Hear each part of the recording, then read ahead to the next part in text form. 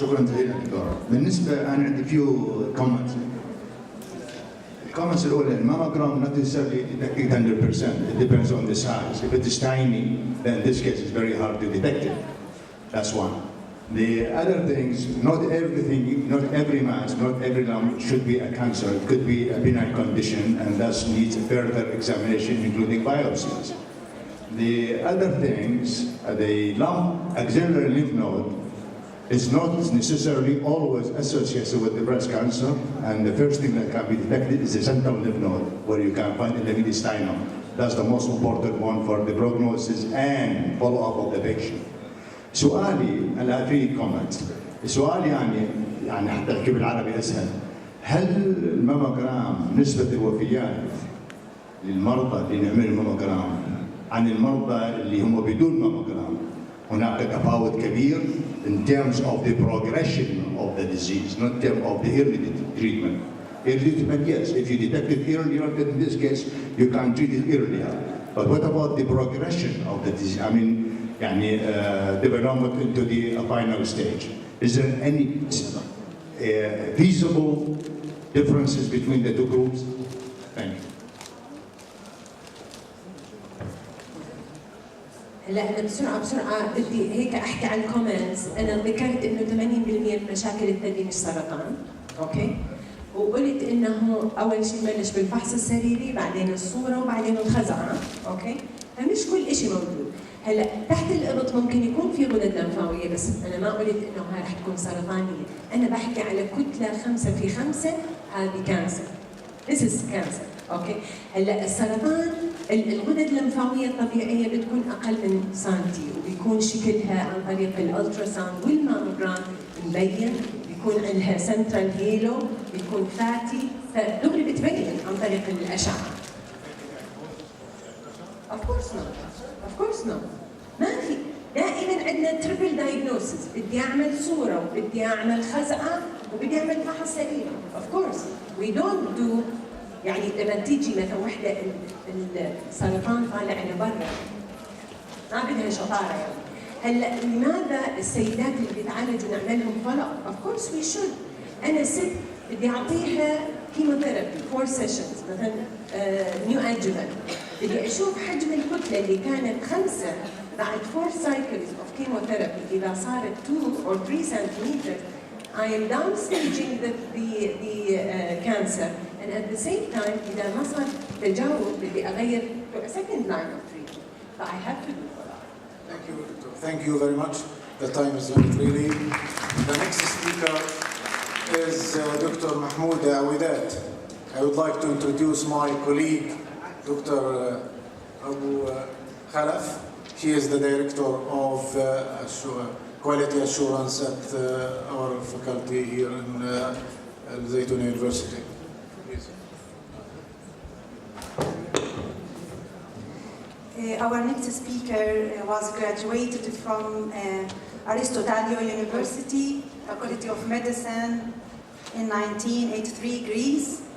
Then he has his residency in general surgery and a fellow in orthopedic surgery until 1994 from King Hussein Medical Center, and he was a registrar in Orthopedic Center, University of Oxford, UK in 1995, then a visiting physician in Children's Hospital, University of Cincinnati, Ohio, USA in 1998. He is an AO International Fellowship. He is a senior consultant orthopedic and trauma, chief of orthopedic department at the Royal Medical Service Surgeon, chair of Jordanian Orthopedic Board and Jordan Medical Council, and he was the president of Jordanian Orthopedic Association and the Arab Orthopedic Association. The title of his talk is Recent Advances in Musculoskeletal Tumors, and please join me to welcome Dr. Odat. بسم الله الرحمن الرحيم. صحيح في البداية أنا بدي أشكركم جزيلا على الدعوة إن أكون بينكم. الشغله الثانيه يعني صعب جدا انه الواحد يحكي توك بعد الدكتور صحيح يعني ثانك يو فيري ماتش. صعب كثير انه تو كومبيت صحيح. بعدين الستات ما بيكبروا بينضجوا بس بيكبروا نضوجا على راي الدكتوره. صحيح مبارك لجامعه الزيتون الاردنيه على عيدهم العشرين. بعدين شكرا على لمركز الصحيح الحسين للسرطان على وجودهم القوي ويجب ان يكون كذلك. انا نفسي اعرف بس قديش عدد الاطباء الموجودين هون بده يرفعوا ايدهم اذا ممكن. انا شكرا لكم بس يعني بودي كان انه حتى الدكتور فراس انه احنا الاطباء نوقف على التدخين. حقيقه هاي مؤلمه جدا. بعدين في مؤتمرات كثيره بتصير في الدنيا وانا زوجتي بتضل تقول لي بضلكم تروحوا مؤتمرات وبتحكوا مش عارف ايش، شو الاوتكم؟ حقيقه learning بالعالم اذا ما كلكم انتم يو ار educators و faculty of medicine ف learning means that we change behavior. If we don't change behavior it means that الحكي اللي بنحكيه is حكي. Absolutely. والموضوع الثاني الصحيح بدي احكي فيه انا اسف جدا اني ما احكي بالعربي مع اني يعني بحييكم على عربيتكم حقيقه بس this is my biggest problem. والموضوع الثاني لو بعرف انه الاودينس هيك I'm sure I'm going to change my talk فعشان هيك تسامحوني قديش معي وقت؟ 25 minutes لانك راح 5 دقائق ما في مشكله. اوكي. الحقيقه صحيح التوك تبعي كان نحكي عن الريزن ادفانسز اوف musculoskeletal tumors. باخر 48 ساعه I changed my صحيح talk completely لاني بنتي اسراء خبرتني عن almost what's the يعني participants راح يكونوا I changed talk almost. This is again one of the sad زي ما حكت الدكتوره قصه واحد زميلي اللي كنت ادرس انا وياه فوان يوم بيجيني بيقول له الدكتور ابني ركبته بتوجع. I took it lightly I did examine him I found nothing. عملنا اكس راي I found nothing. فلانه ابن صاحبي let us go and do MRI. We did an MRI and unfortunately he got a tumor of the proximal part of the tibia. I did a biopsy and it proved to be osteogenic sarcoma. And at the end of the day, we have to do this major surgery. We have to replace the knee. And he was only 17 years. So that this is the situation. Imagine still in Jordan, you might see ممكن اللايت شوي ينزل عشان تصير الكواليتي تبعت هذا حتى هون بس بالمنطقة. Imagine انك تشوف such tumors in Jordan or coming from the area. So I think we have a problem. What I'm going to talk to you just to highlight, if I'm going to use terminology, just this is the proximal part of the humerus, this is the distal part, and this is the physis where bone grows actually. If you are talking about the near part, it's called epiphysis, this is a metaphysis, and in the far part it's called metaphysis or diaphysis. This is the nutrient artery, and this is العظم بتغلف اسمه غلاف اسمه البريوستيوم. The bones في عندنا شيء اسمه cortical bone which is the thick وفي عندنا cancellous bone زي البونج الاسفنجي هذا.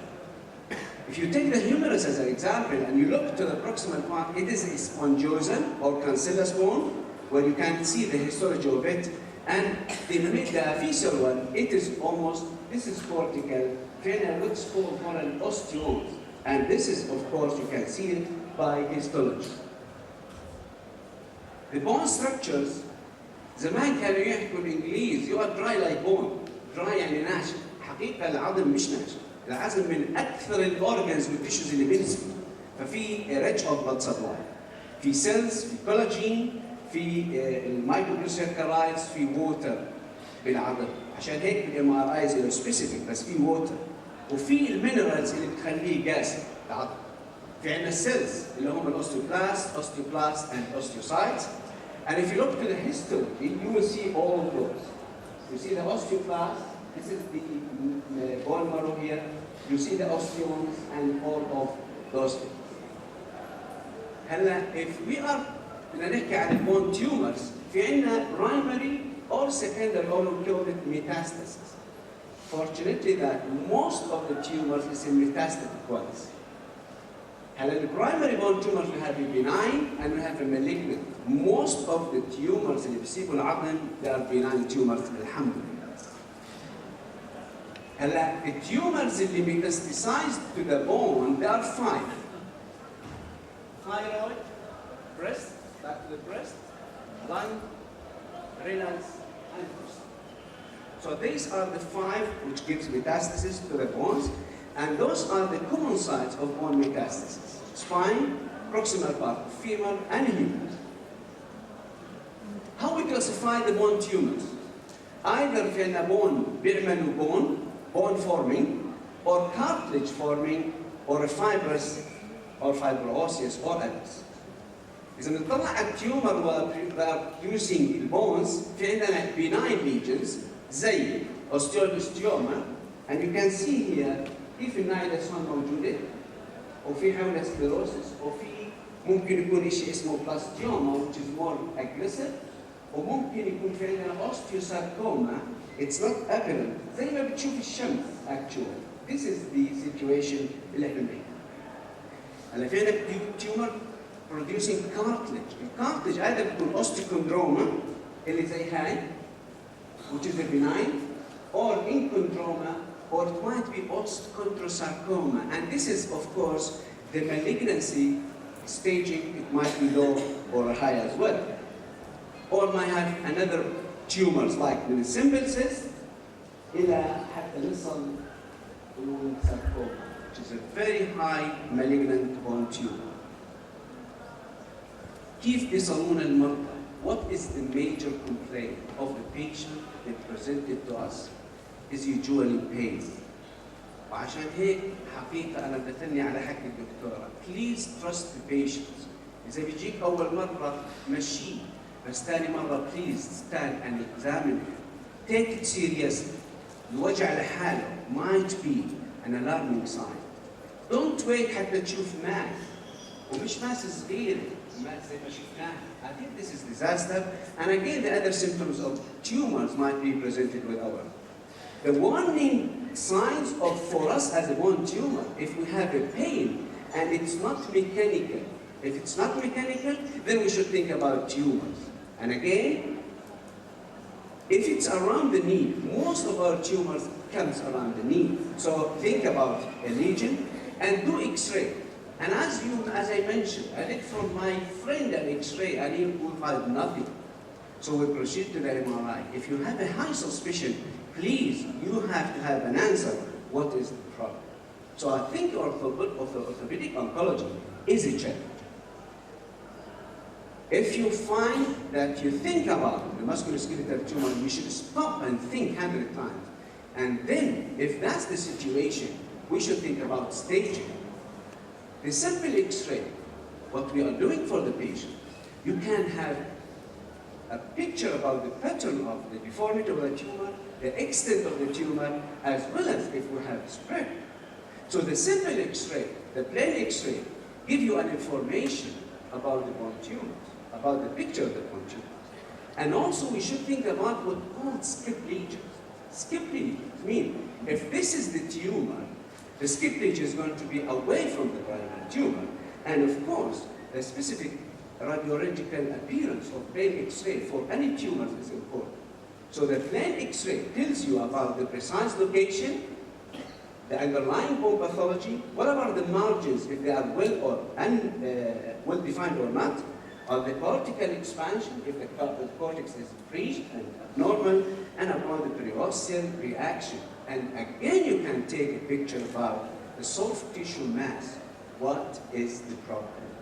So the benign lesion, it's usually a well-defined area, and the sclerotic rim, the bone has, it means that the bone has a long time in that area. And you can see this is one of the cases. And of course, in osteoblastoma, you find that here, if you look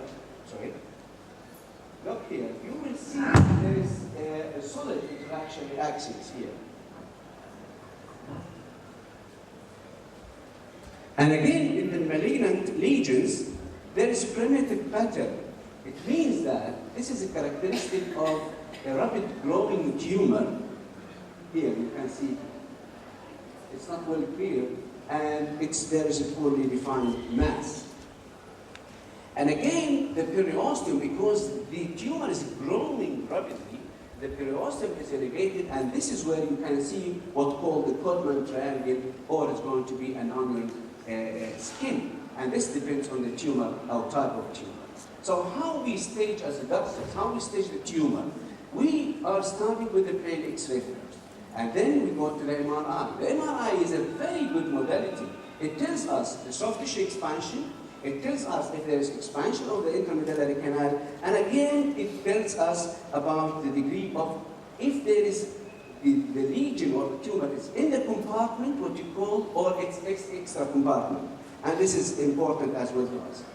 If you go to the CT scan again, it's very important to study the bones, and this is why you can see here how the CT scan is informative to us, and you can see those are the tumors, and you can see all the way if that's affected the medullary canal or not.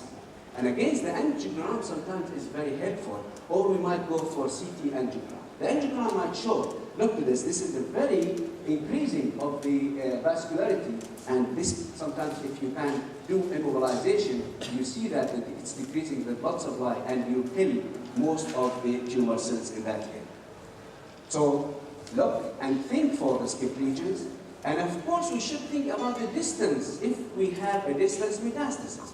By that you are looking for chest X-ray, or accurately you can do a CT scan for the lung, and by that you can identify if you have metastatic lesions or whatever, how many lesions, and then to proceed and see what's the best to be done. And again, by the CT scan, imagine you can get the 3D. You can understand, for us as surgeons, sometimes where's your way to go and do surgery. And at the end, one isotope scan for the bone tumors is very good, because by that you can identify if you got metastasis or skip regions. Ultrasound is good for the soft tissue tumors. So in summary, for this, for the picture, now it means that by our imaging, we have to have an answer whether the lesion is intracompartmental, still in the bone, or it is breaching and goes extracompartmental, or if we have a metastasis. The other thing, we go for biopsy. The biopsy will tell us exactly what is the histological stage, whether it's low grade or high grade. And by that, those are examples of what is benign lesions. And for example, I show you this X-ray. This is what's called osteoblastoma, where we have a central nidus with radiolucency zone surrounded with sclerosis. And we have here enchondroma, where you can see here, this is the lucency, and simple bone cyst in the femur, and again, this is what's called nanosulfide fibroma. I don't bother about the names, this is for us as surgeons, but I think what makes, the problem now to identify whether it is a benign looking or it is a malignant looking. We have low-grade malignancy, like this is a paraosteal osteosarcoma, and you can see here, and this is a histology where you can see the tumors outside, almost at the cortex. And here we have the low-grade chondrosarcoma of different bones.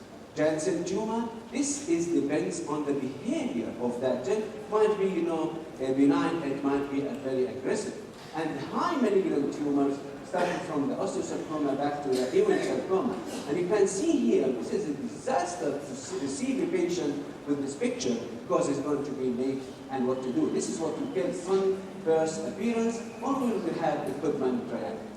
Again, hemangiosarcoma, this is the situation, is a very aggressive.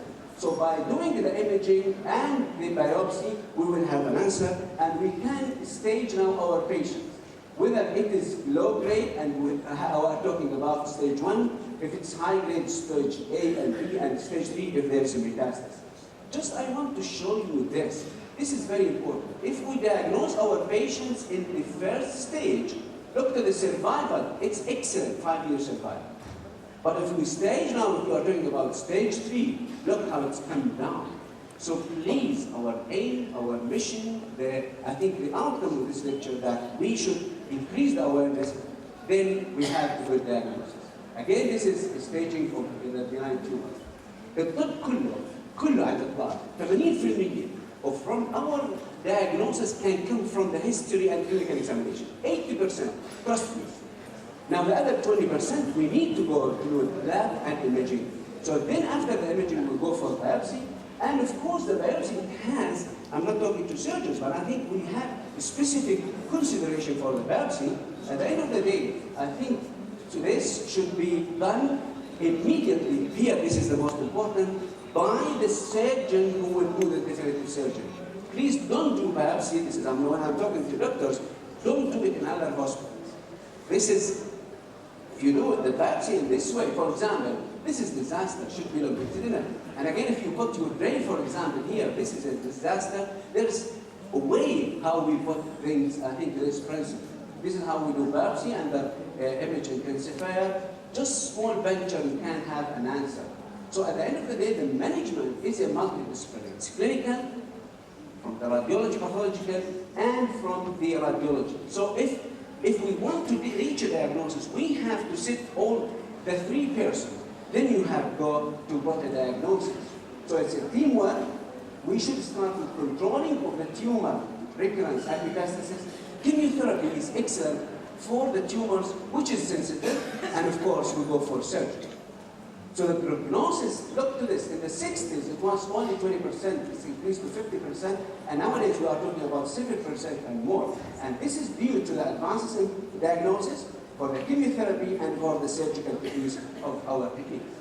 So treatment outcome should only take place in the institution of multidisciplinary team. This is a must, and this should be the center of excellence. Why? I think they came to the same center. If you have a patient, be sent there. Not because أنا بالمدينة بحكي عن المدينة, but I think you should go to the center where everything is there, where all subspecialties is around you. When you have a high suspicion, I think you should think about it, refer the patient, careful imaging technique, do the biopsy, and look to the multidisciplinary, multi-professional team. How many? I'm not going to read them, but I can assure you, you need at least 15 subspecialties who should deal with the cancer patients. This is where you have to have a center of excellence. So the treatment, when you have a benign lesion, it's easy. You can just do simple point curate and graft. You can do thermocoagulation, and sometimes you need a reconstruction. This is a case of giant cell tumor, which has just simply operated, curated, and fixed in that position. If you have now a cancer where you have osteosarcoma and Ewing sarcoma, you have to get new adjuvant chemotherapy. In chondrosarcoma, there is only place for surgery, and most malignant tumors treated with limb salvage nowadays. This is how we do surgery. Don't worry about that. But I think the treatment is amputation. Sometimes we have to do amputation if the patient, as you saw, arrived very late. But I think sometimes you have to remove the fold, which called, if you are thinking about this, you have to remove the scapula as well. But I think our aim just to deliver that limb salvage surgery, I think it has a very good outcome. And we have to wider resection, and we can achieve a good functional residence. We remove the tumor, then we reconstruct. I think the soft tissue is important. Sometimes we remove tumors without reconstruction. Sometimes we fuse them with just using our bones. Sometimes we have to do excision like this. You can see if this is the situation, you have to rotate the leg and put it above, and this is what we call rotationoplasty. I think this is a surgical. We have tumor resection systems like the modular, the intraocular. This is beautiful for the kids. Where we have growing kids, you can put those type of endoprosthesis. This is examples of, for example, proximal tibia, distal femur. We excise the most distal femur here, and we replace it in this way. And again, sometimes we replace the whole femur. Look to that. You excise the whole femur and replace it. And here, this is one of the cases I got it from the wristband. This is a Ewing sarcoma, where we did excision actually when we replaced almost half of the humerus.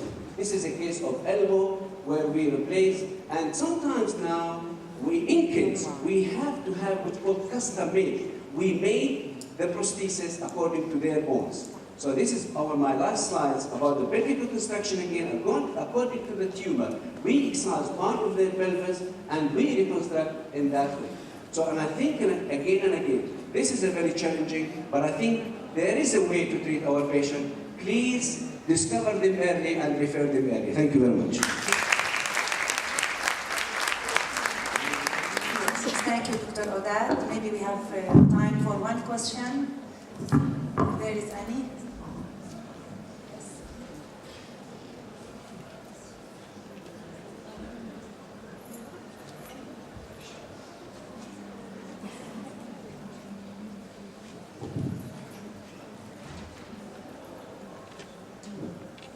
Thank you, doctor.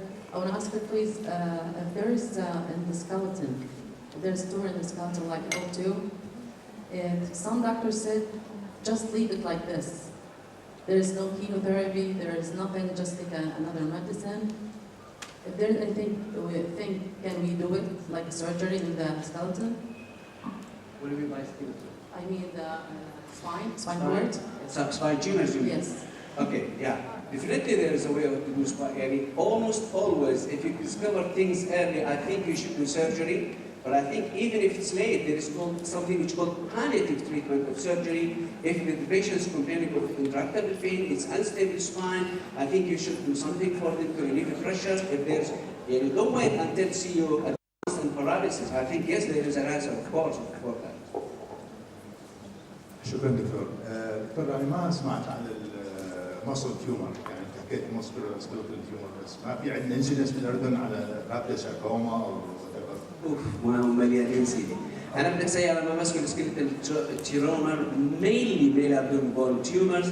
The soft tissue usually in our setup goes to the general surgeon. سؤالي, is there any marker that we use for prognosis of the patient following the surgery? For the recurrence of the tumor, maybe use a marker. Is there any marker you use for the bone tumor? You mean lab markers? Yes, just follow up to see if there is any response to your treatment in case of the chemotherapy or is it chance for recurrence. Yes, a marker. Do you use any? And if yes, can you specify? The things that when you are talking to a surgeon, I think I will going to think as a surgeon, I will answer your question from the surgical point of view. But I think most of our patients, as you mentioned, this is teamwork. And I think I'm sending my patients hand by hand to the oncologist, and we are following our patient with the oncologist. So, and my concern as a surgeon, I will answer you as a surgeon, that my concern about the local recurrence, and I think about what the metal that I'm going to implant, if there is a metal failure or something. But I think concerning that, I leave it to the oncologist. I have just a minute, please. You mentioned about multidisciplinary teams. What you didn't mention about the clinical pharmacist. Clinical pharmacist should be there, please. أنا بحبك كثير لأنه بدي أقول لك شغلة يعني أنا was trained part of my training in America. This is why I love the clinical pharmacy. This is why I advised my daughter to go and to be clinical pharmacy. And she's with you. She's a clinical pharmacy. I hope that one day the clinical pharmacists will take their places. And I think they are there, to be honest with you. But I think it's hidden. And this is because of us as a doctors, to be honest with you. Thank you. The last speaker in this session, really, Dr. Amal Omar. She graduated with a bachelor degree and a master degree from Jordanian University of Science and Technology, rating excellent, and ranking first in class. She also has a PhD degree in clinical pharmaceutical sciences from the University of Iowa, USA. In 2009, she started her career in industrial area of pharmacy, of course, and development. She also has experience or had experience in academic. She was working in Al-Sarraf University before joining PhD degree. Presently, she is working at the King Hussein Center, Research Center, as a researcher. She is distinguished researcher through her research, really. She has been established a multidisciplinary research team. She has also interesting in understanding personalized cancer medicine. Welcome. Thank you. طبعا بحب اهني الجامعه بعيدها العشرين واشكركم على هاي الدعوه. يمكن رح اعتذر منكم لان محاضرتي بالانجليزي، بس يعني انا هبطت ما غرت من اللي قبلي، فرح احاول جهدي انه ادخل عربي كمان. هلا اول شيء بدي اقول لكم ليش انا اخترت هذا التايتل للتوك تبعي. Translational Cancer Research from Bedside to Bench to Best Practices. كثير بنسأل ايش يعني Translational Research او شو قصدكم بترانزليشنال ريسيرش، وهذا شيء كثير مفهوم لانه هذا المصطلح جديد بالذات في هذا المكان من العالم. وببساطه Translational Research هو بالضبط زي ما التايتل بيحكي from the bedside to the bench and backwards. لازم نطلع على المرضى تبعونا ونشوف الترندز، ليش مريض بيتجاوب، ليش مريض ما بيتجاوب، ليش مريض السميه كثير بتكون عنده عاليه، مريض ثاني ممكن يتحمل دوزز كثير عاليه من الدواء وما يصير عنده اي سميه. هاي اللي بدنا نسميها يمكن outliers sometimes، يعني مثلا for a cancer that is known to be resistant for treatment, for example pancreatic cancer or lung cancer، لما نشوف response lasting 6 or 7 years, we should ask ourselves why. Take this back to the lab, study the underlying causes or mechanisms, and of course always the ultimate goal is to optimize the patient care, the clinical care for the patient. خلال التوك تبعتي رح اعطي examples، يعني بعض الاكزامبلز اللي كثير معروفه في الأونكولوجي، بالاضافه لشغل هلا عم نسويه في مركز الحسين للسرطان تحت الترانزليشنال ريسيرش انيشيتيف، وهوبفلي هذا رح يساعد انه يوضح المفهوم اكثر. في البدايه a brief overview. أنا حكيت عن الفاريابيليتي، الاختلافات اللي بنشوفها في المرضى. Interpatient variability in response to drug therapy is the rule and not the exception for almost all medications. So now it's very well recognized that individuals may respond quite differently to the same dose or even to the same plasma concentration of a drug. Now, this is a major concern with many pharmaceuticals, especially anti-cancer agents. That's because the clinical relevance of variability is most evident with drugs that have a narrow therapeutic index, which means the dose prescribed is very close to the dose likely to produce toxicity in most individuals.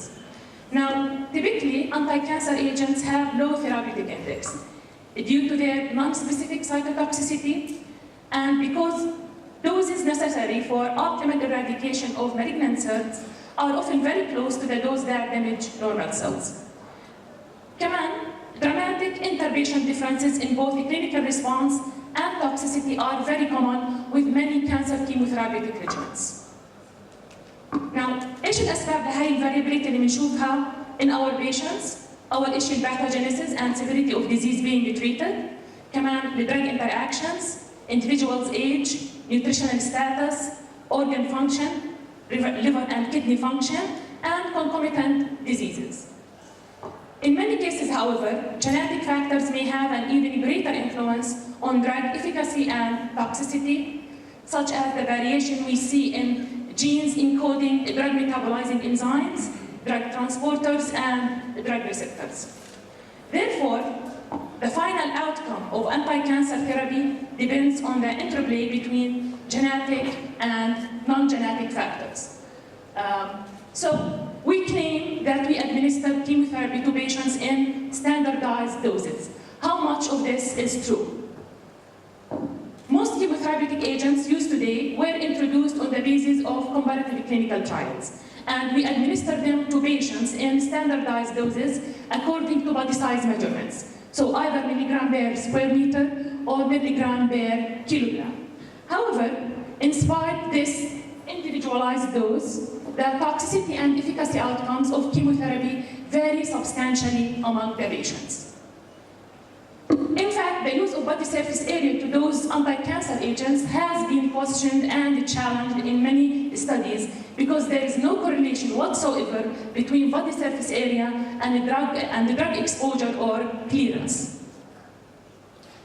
Now, the variable outcome that we see among our cancer patients can be explained in part by the highly variable inter-individual pharmacokinetics of anti-cancer agents. And I hope that we have pharmacists here so they know what I'm talking about. Now, that is variation in the rate and extent of absorption, distribution, metabolism, and elimination. And the highly variable individual pharmacokinetics has been shown to yield plasma concentrations that can vary over a 10-fold range, while the therapeutic index for the individual patient can be very narrow. Now, this is a hypothetical case scenario. So if we administer the same dose to all patients, substantial interpatient variability in the pharmacokinetics lead to substantial variability in systemic exposure, and then this translates subsequently to variability in the clinical outcomes. In this case here, one patient had double the clearance value of the other patient. So this patient achieved half the exposure and ended up at the bottom of the dose response curve, while the other patient ended at the top of the dose response curve with probably a different toxicity profile. This figure shows systemic exposure measured by AUC, or area under the curve, for at conventional doses for 3 commonly used chemotherapeutic agents, methotrexate, tenobicide, and cytarabine. And this is actually real data for children treated at the St. Jude Hospital in Memphis, Tennessee. And you can see the substantial variability in values of AUC, which varied over 6-fold range for methotrexate, 5-fold range for tenobicide, and 7-fold range for cytarabine. Of course, this variability definitely translates into variability in the clinical outcome. Now, this is another example from what we've done before in small cell lung cancer. Here we measured the pharmacokinetics of topotecan and etoposide in a phase 1 dose escalation study. And although we had pharmacokinetic data for only 10 patients, we observed substantial interpatient variability in the PK parameters, especially clearance, which varied over a 3-fold range for topotecan and over a 5-fold range for etoposide. Again, this is translated into variability in the clinical outcomes, but our patient population was too small to establish correlation between PK data and response and toxicity data. Another example on docetaxel, here it was administered in combination with erlotinib in patients with advanced solid tumors. So we analyzed the pharmacokinetics, and yet again we observed substantial variability in the clearance values, which varied over a 4-fold range. So يعني بحاول أخفف وقت العلم يمكن بالكارتونز. هون الدكتور breaking the bad news of cancer diagnosis to the patient. And he's saying, we found a mass. The good news is we have weapons of mass destruction. And this is really a sad reality of most chemotherapeutic agents currently in use. So there is an urgent need to develop instruments to individualize drug dosage in cancer chemotherapy in order to optimize the treatment outcomes. We want to increase the efficacy, we want to decrease the toxicity, and we want to improve the overall quality of life of cancer patients. Another cartoon, so the nurse is saying, the bad news is chemo can kill you before cancer does. The good news is the medical bills and health insurance can kill you before chemo. So how do we adjust for this pharmacokinetic variability? This can be done first by taking into consideration the patient characteristics, for example, weight, age, organ function, and drug interactions versus the pharmacokinetic parameter. Of course, if there is any correlation between these parameters and the pharmacokinetic parameter. Or by individual dosing, what we call adaptive control. Here we measure drug concentrations. So we take 1 or 2 blood samples during the first treatment cycle. We measure the concentration, we estimate the pharmacokinetic parameters, and then we revise the dosing regimen for subsequent cycles. This is what we call therapeutic drug monitoring, or TDM, in clinical pharmacy.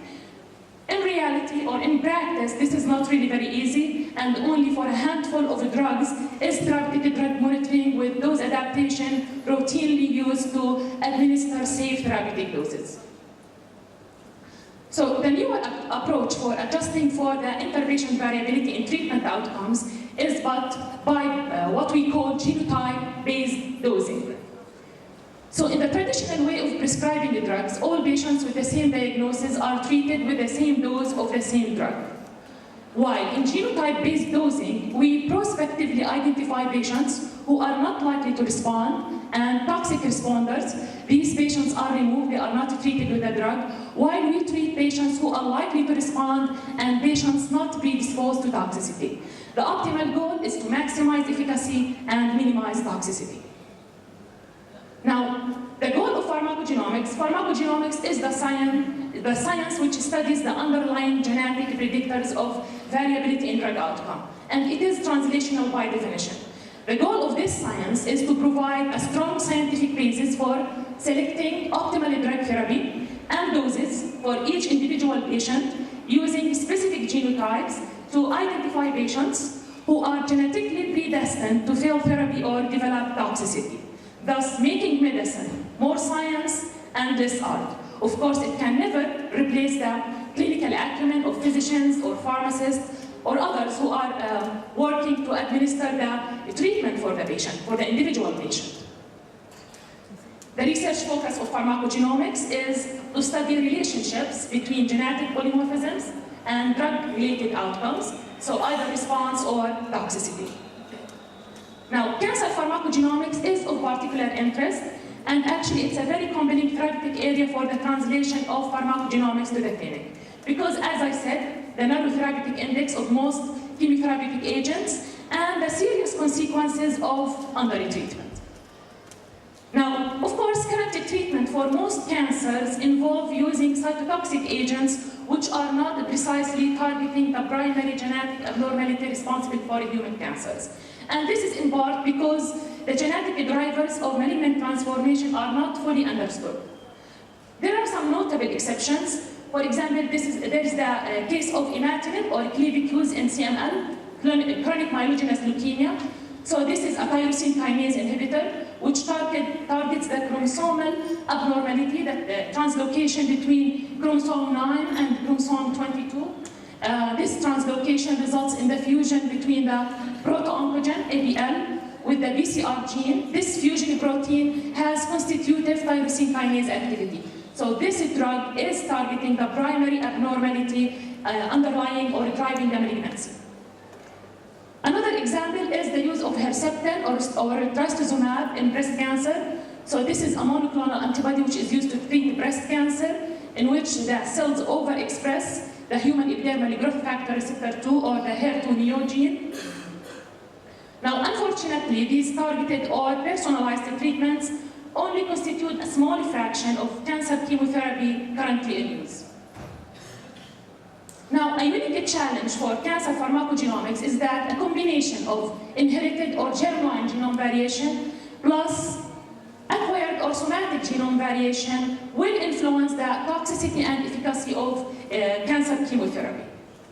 Now, this is an illustration of a concept. So in cancer pharmacogenomics, there are at least two genomes of importance: the patient germline genome or inherited genome variation, and the tumor genome, which is a mixture of inherited genome variation plus acquired genome variation.